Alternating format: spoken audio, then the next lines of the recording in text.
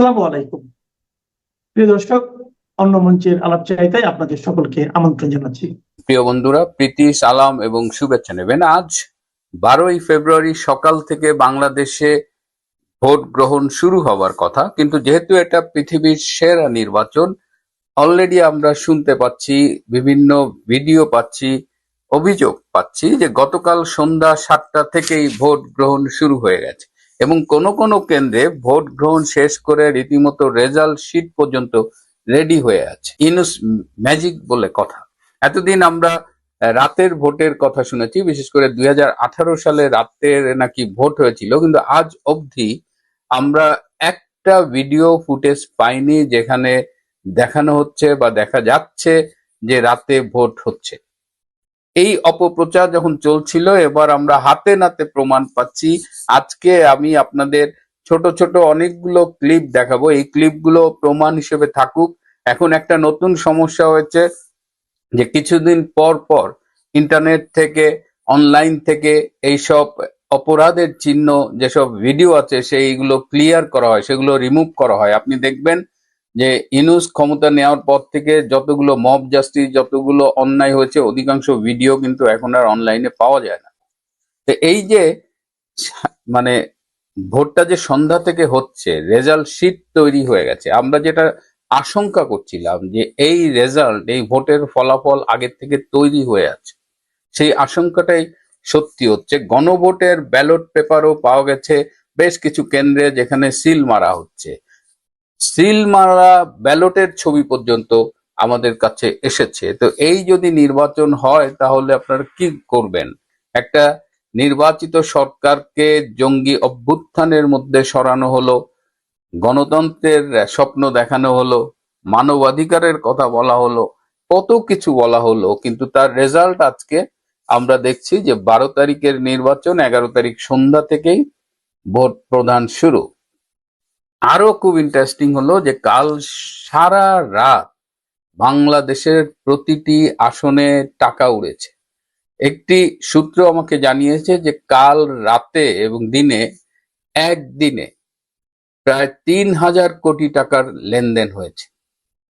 এবং একটা গোয়েন্দা সূত্রে কালকে কিছু রিপোর্ট পেয়েছিলাম, সেখানে বলা হয়েছিল যে কেন্দ্রে যারা দায়িত্ব পালন করবে, যেমন presiding officer, assistant presiding officer, polling officer, তাদের সবার পাওনা টাকা যেন ঠিক মতো প্রদান করা হয়, মানে কাউকে যেন না ঠকানো হয়, কাউকে যেন বঞ্চিত না করা হয়। এই যে একটা ভিডিওতে দেখলাম যে দুজন অ্যাসিস্ট্যান্ট প্রিজাইডিং অফিসার জামাত নেতার বাড়ি, অর্থাৎ এই সংগঠনটার পক্ষ থেকে, এই জামাত ইসলামের পক্ষ থেকে একটা বাজেট করা হয়েছে যারা নির্বাচনী কেন্দ্রে দায়িত্ব পালন করবে, এবং সবাইকে সেই টাকাটা ঠিক মতো দিতে হবে।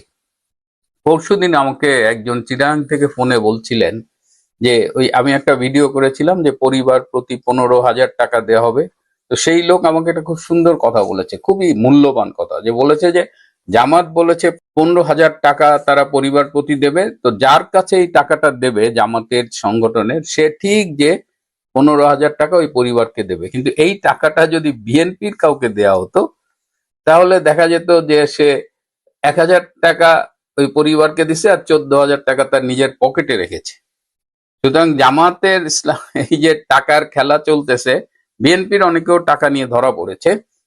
তো জামাত খুব অর্গানাইজড, এবং যে জামাত যে টাকাটা কমিট করেছে যাকে দেওয়ার, সেই টাকাটা সেখানে সেই পরিবারে পৌঁছে যাচ্ছে। এটা হলো জামাতের ক্যাডার ভিত্তিক সংগঠনের ডিসিপ্লিন, মানে অন্যায়গুলো তারা অত্যন্ত শৃঙ্খলার সাথে করে থাকে।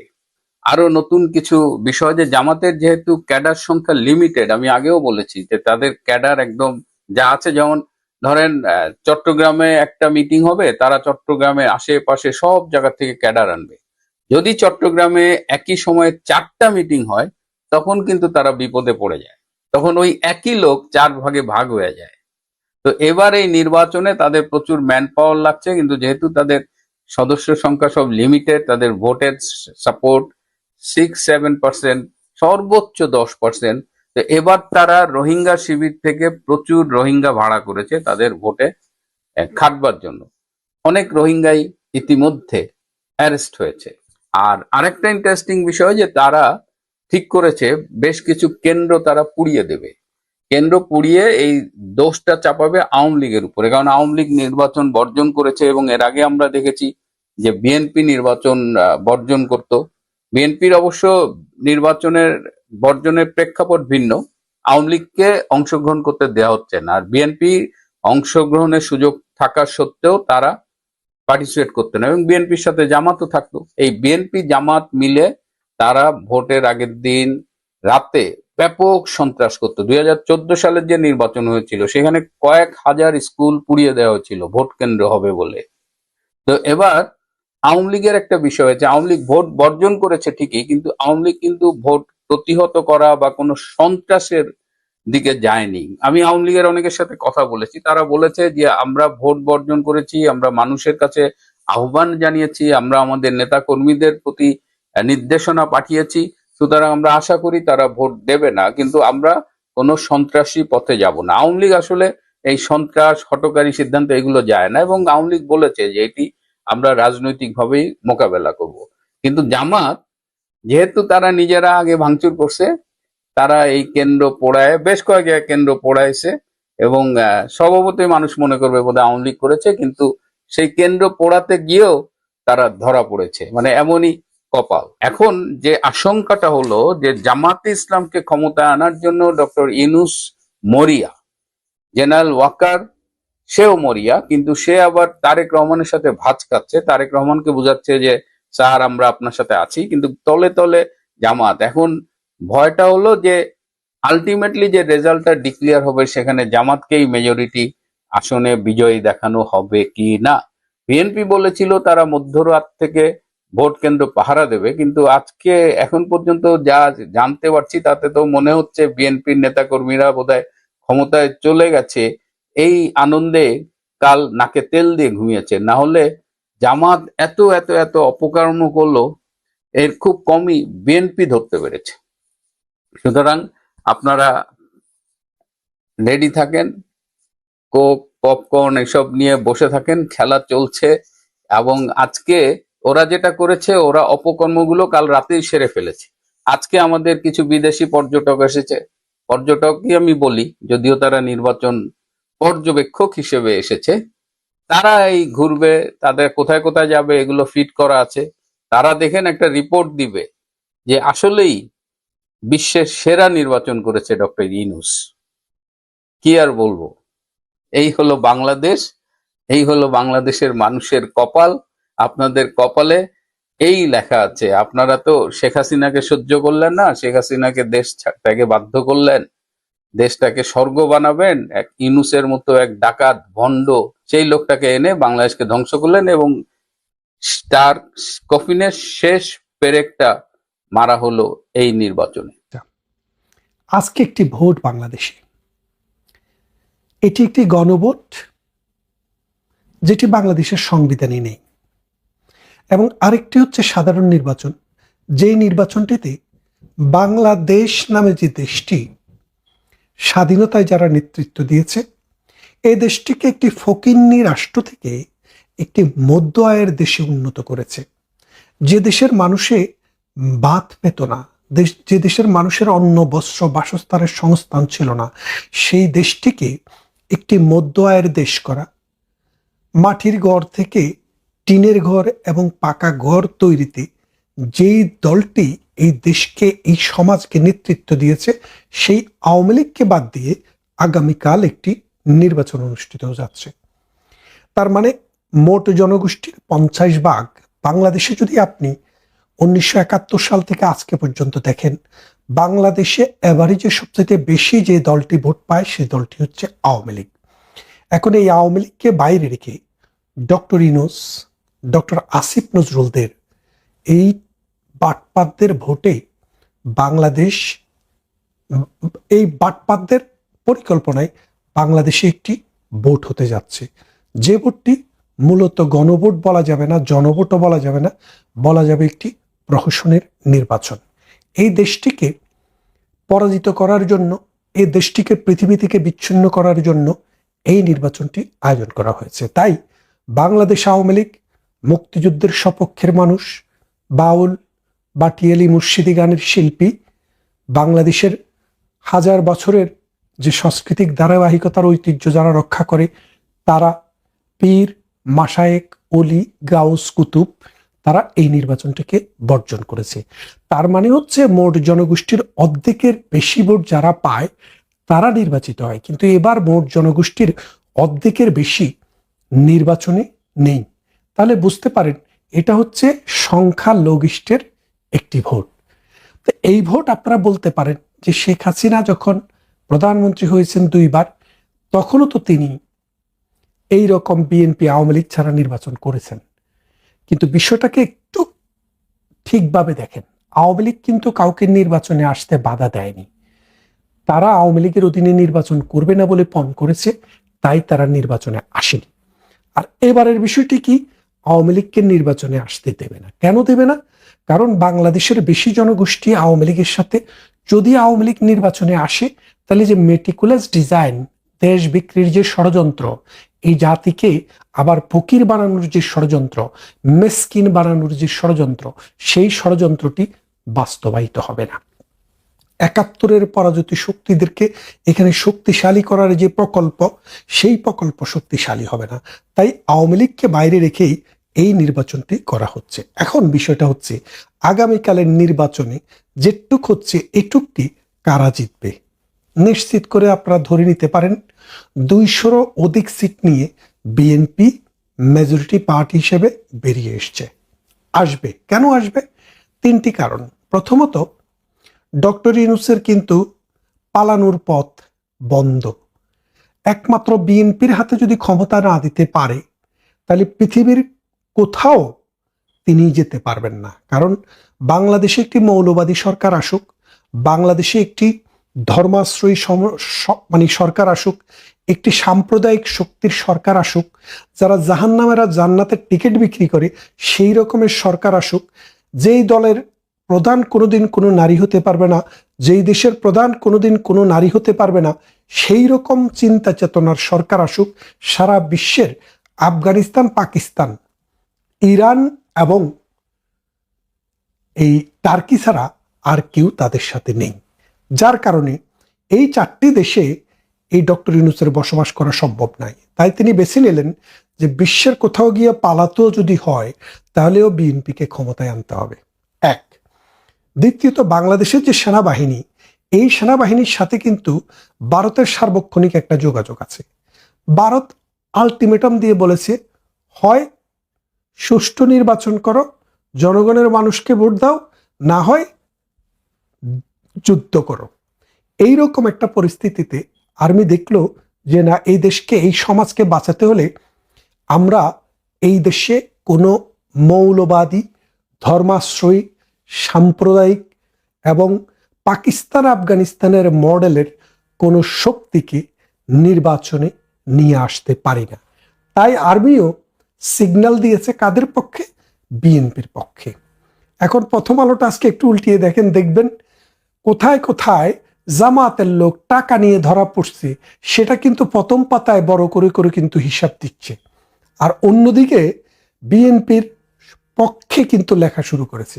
প্রথম আলো যখন লেখা শুরু করে তখন বুঝলেন যে সিগন্যাল আগে থেকেই তাদের কাছে চলে এসছে, এবং আগামী দিন যত সন্ত্রাস, যত চাঁদাবাজি, যত অস্ত্রবাজি, যত কিছুই করুক, জামাতে ইসলামী 30 থেকে 60টি আসনের বাইরে পাওয়া সম্ভব না। এটাও জামাতের জন্য স্বাধীনতা অর্জনের চাইতেও বড়। কারণ জামাত সারা জীবনে কোনোদিন 20টি আসনের উপরে পায়নি। সেই জামাত যদি এখন 40টি বা 50টি সিট পায়, তাহলে তো আপনি বুঝলেন যে এই দেশে জামাত বিশাল কিছু করে ফেলছে। আর অন্যদিকে বিএনপি খালি মাঠে তো গোল দিতেই হবে। যদি খালি মাঠেও গোল দিতে না পারে, পেনাল্টি কিকও যদি না দিতে পারে, তাহলে বিএনপি তো আর রাজনৈতিক দল হিসেবেই থাকা দরকার নেই। 3 বার দেশ চালিয়েছে, এখন আবার শক্তিশালী একটি সরকার গঠন করার চিন্তা নিয়ে বিএনপি কাজ করছে, এবং আর্মির সহযোগিতা, সেনাবাহিনীর সহযোগিতা, পুলিশের সহযোগিতা, সমস্ত সহযোগিতা থাকবে বিএনপির পক্ষে। জামাত যত মেকানিজম করুক, যত পয়সা ছিটাক, কোনো কিছুতেই কিছু হবে না। জামাতের বাংলাদেশের সমর্থক ছিল 7%। গত 91 থেকে 2001 সালের নির্বাচন পর্যন্ত যদি দেখেন, দেখবেন 7% থেকে যদি বড় হয়, আরো ধরেন ডাবল হয়ে গেল, 15 হয়ে গেল, অথবা 20 হয়ে গেল। মোট জনগোষ্ঠীর 20টা, যারা ভোট দিবে তাদের 20%। এই 20% লোক যদি জামাতকে ভোট দেয় আওয়ামী লীগের অ্যাবসেন্সে, তাহলে আরো 80 ভাগ ভোট বাকি থাকে। এই 80 ভাগের মধ্যে 10 ভাগ ভোট সরমনাই সহ বিচ্ছিন্নভাবে যারা দাঁড়িয়েছে তারা পাবে, আর 70 ভাগ ভোট বিএনপি পাবে। এখন যেই দল এককভাবে 70% ভোট, মানে কাস্টিং ভোট, বাংলাদেশের টোটাল ভোটের 50%-এর বেশি কিন্তু কাস্ট হবে না, আমি বলেই দিয়েছি। কিন্তু যেটা কাস্ট হবে তার 70 ভাগ ভোট বিএনপি পাবে, আর 30 ভাগ ভোট জামাতে পাবে এবং তার এলাইরা পাবে। তাহলে এই 30 ভাগের মধ্যে জামাতের ভোট হইতে পারে 20 ভাগ, আর 10 ভাগ হচ্ছে সরমনাই এবং অন্যান্য খুচরা পার্টিদের। তো এই খুচরাদেরকে নিয়ে জামাতের পক্ষে কোনোভাবেই তার সমস্ত এলাইদেরকে নিয়েও 100টি আসন সিকিউর করা সম্ভব না। এর ফলে নিশ্চিতভাবে আপনারা ধরেই নিতে পারেন আগামীকালের পর 2-1 দিনের মধ্যে যেই একটি সরকার আসবে, সেই সরকারটি বিএনপির নেতৃত্বেই হবে। এবং জামাতের যে আস্ফালন, তাদের যে হাঁক ডাক, আপনারা অনেকেই, আমি যখন বিভিন্ন জায়গায় ফোন করি তখন দেখি কিছু কিছু মানুষ জামাতের দিকে মুখ করেছে। এরা কারা? এরা বিএনপির ভোটার ছিল, এরা জামাতের দিকে সুইং করেছে। কোত্থেকে? এই জন্যই তো বললাম 7 থেকে 20। 7 থেকে 20 মানে আপনার 13% ভোট বেড়ে গেছে জামাতের। কিভাবে বাড়লো? এরা কিন্তু আওয়ামী লীগ থেকে যায়নি, এরা কিন্তু বাম দলীয় জোট থেকে যায়নি, এরা বিএনপি থেকে গিয়েছে। কেন গিয়েছে?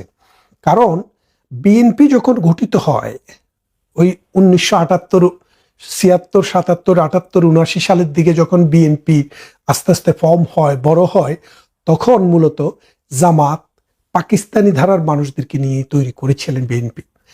পরবর্তীতে বিএনপির নিজস্ব একটা জায়গা তৈরি হলেও বিএনপির ভেতরে একটা লার্জ পপুলেশন ছিল যারা জামাতের আদর্শগুরু, ধর্মগুরু এবং জামাতপন্থী। কিন্তু জামাত যেহেতু বড় দল ছিল না, টিকতে পারবে না, সেই জন্য নানান সুযোগ সুবিধার কারণে তারা বিএনপিকেই ভোট দিত।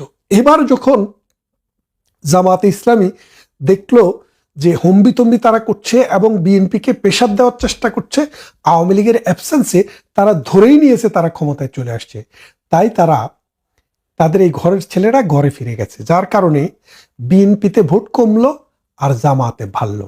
তো বিএনপিতে কমলেও বিএনপি যে পরিমাণে কমেছে তার 3 গুণ পরিমাণে ভাসমান ভোটার এসে জয়েন করেছে। কেন করেছে? কারণ তারা বিশ্বাস করে বিএনপি, আওয়ামী লীগ, জাতীয় পার্টি, তাদের মধ্যে নারী পুরুষের সমতায় তারা বিশ্বাস করে, অসাম্প্রদায়িক চেতনায় তারা বিশ্বাস করে, বাংলাদেশের অস্তিত্বে বিশ্বাস করে, 71-এর স্বাধীনতা যুদ্ধে, মুক্তিযুদ্ধে তারা বিশ্বাস করে। ধর্মান্ধতা, সাম্প্রদায়িকতা, নারী বিদ্বেষী এই চিন্তা চেতনার মানুষের প্রতি তাদের কোনো শ্রদ্ধা নেই, যার কারণে আপনি যত টাকাই দেন ভোটের বাক্সে কিন্তু পাল্লা মার্কার চাইতে এই দানের শীষ মার্কার ভোটে কিন্তু বেশি পড়বে।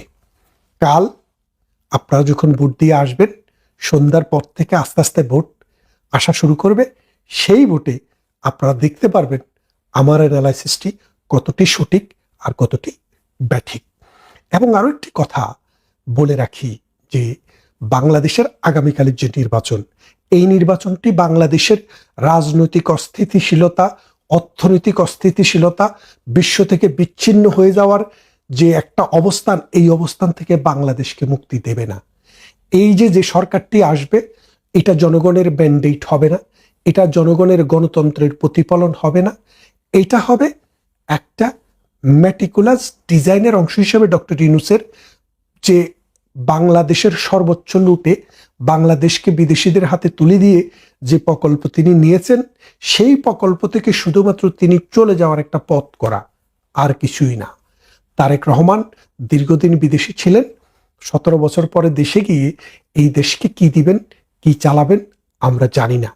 তবে আমরা বিশ্বাস করি এই নির্বাচনের মাধ্যমে বাংলাদেশে গণতন্ত্রও প্রতিষ্ঠা হবে না, অর্থনৈতিক মুক্তির পথেও যাবে না, সামাজিক মুক্তির পথেও যাবে না, এবং সামাজিক যে অস্থিরতা, রুল অফ ল যে ভেঙে পড়া, আইনের শাসনে ভেঙে পড়া, এটাকেও রোধ করা সম্ভব হবে না। বিএনপি এবং জামাতের মধ্যে হানাহানি, পিটাপিটি, লাঠালাঠি নিত্য নৈমিত্তিক ব্যাপার হয়ে দাঁড়াবে এবং এই সমাজ একটি অন্ধকারের দিকে যাত্রা করবে।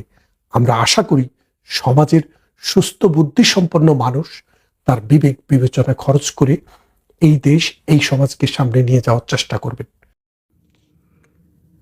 লিসা কালামের একটা সুন্দর গান আছে, যেটা পরবর্তীতে সাবিনা ইয়াসমিন গেয়েছিলেন।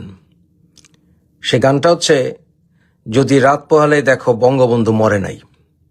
কিন্তু আজকের এই দিন দেখলে বঙ্গবন্ধু যদি জীবিত থাকতেন তাহলে বঙ্গবন্ধু বলতেন, বিষ দাও খেয়ে মরে যাই। এবং বাংলাদেশের এই স্বাধীনতার পেছনে যারাই ছিলেন, প্রত্যক্ষ পরোক্ষভাবে যারাই ছিলেন, সোহরাওয়ার্দী, শেরেবাংলা, ভাসানী, জিয়াউর রহমান, ওসমানী, তারপরে সৈয়দ নজরুল ইসলাম, তাজউদ্দিন, তারা সবাই আত্মহত্যা করতেন আজকের দিন দেখলে। যে দেশদ্রোহীরা, যারা বাংলাদেশের স্বাধীনতার বিরুদ্ধে কাজ করেছে সক্রিয়ভাবে, যারা আল বদর বাহিনী গঠন করেছিল, যারা আমাদের ইন্টেলেকচুয়ালদের হত্যা করেছিল, যারা আমাদের মেয়েদেরকে পাক বাহিনীর হাতে তুলে দিয়েছিল, যারা আমাদের মুক্তি যোদ্ধাদের দেশদ্রোহী বলে তাদের বিরুদ্ধে যুদ্ধ করেছিল, সেই জামাতিরা আজকে আমাদের মাথা ব্যথার এত বড় কারণ হয়ে গেছে। বাংলাদেশের প্রতিষ্ঠানের বিরুদ্ধে যারা ছিল তারা আজকে জীবিত থাকলে আত্মহত্যা করত। মুক্তিযোদ্ধারা কবরে টেনশনে ভুগছেন। এই বাংলাদেশের জন্য যারা জীবন দিয়েছেন, যে কোনো কারণেই হোক, তারা ছলচাতুরির শক্তিতে হোক, ম্যাটিকুলাস ডিজাইনের মাধ্যমে হোক, যে কোনোভাবে হোক, তরুণ প্রজন্মের মাথা খেয়ে হোক, সাধারণ প্রজন্মের অজ্ঞতার কারণে হোক, যে আজকে এই রাজাকাররা ক্ষমতায় যেতেও পারে, একটা সম্ভাবনা সৃষ্টি হয়েছে। আমরা যেই সকল ধর্মের মানুষের সম অধিকারের জন্য যুদ্ধ করেছিলাম, সে অধিকারকে জুতা মেরে আজকে শুনতে হচ্ছে যে বাংলাদেশে এরা গলা উঁচু করে বলে যে নারীরা সরকার প্রধান হবে না। জোরে বলে, একদিন তো মিনমিনিয়ে বলেছে না, হারাম না, নারী নেতৃত্ব হারাম না। এখন উঁচু করে বলে যে নারী প্রধানমন্ত্রী হবে না, আমিরও হতে পারবে না। ইনায় বিনায় এবং সকল নারীদের মুখ ঢেকে দিয়েছে। আমাদের মেয়েরা এখন আর শাড়ি পরে না, এখন আর খোপায় ফুল দেয় না। কাজী নজরুল ইসলাম, উনিও যদি জীবিত থাকতেন, উনি গলায় ফাঁসি দিতেন যে আলগা করগো খোপার বাঁধন। এই গান আমি কেন লিখেছিলাম? আত্মহত্যা করতেন। সোহরাব হোসেন, আব্বাস উদ্দিন, ওনারা জীবিত থাকলে তানপুরা দিয়ে নিজের মাথা ফাটাতেন নিজেরা, যে কি দেশ দেখতে হচ্ছে, যেখানে বাঙালি সংস্কৃতি মারা যাচ্ছে। বাঙালি সংস্কৃতি পালন করা মানে হিন্দু সংস্কৃতি বলে মুসলমানদের কাছে জান্নাত বিক্রি করছে, এবং জান্নাত বিক্রি করছে আবার ঘুষ দিচ্ছে, ভোটারদেরকে ঘুষ দিচ্ছে। বুঝতে পারছেন? ভোটারদেরকে ঘুষ দিচ্ছে। এই দিন আমাদেরকে দেখতে হচ্ছে যে ভোটারদেরকে ঘুষ দিচ্ছে, এবং তারা আবার শরীরের কথা বলে, জান্নাতের কথা বলে, যারা ভোটারদেরকে ঘুষ দেয়। তাহলে ওদের হাত কেটে ফেলা উচিত না? হাত কাটা উচিত। শরিয়ার আইন তো চুরি করলে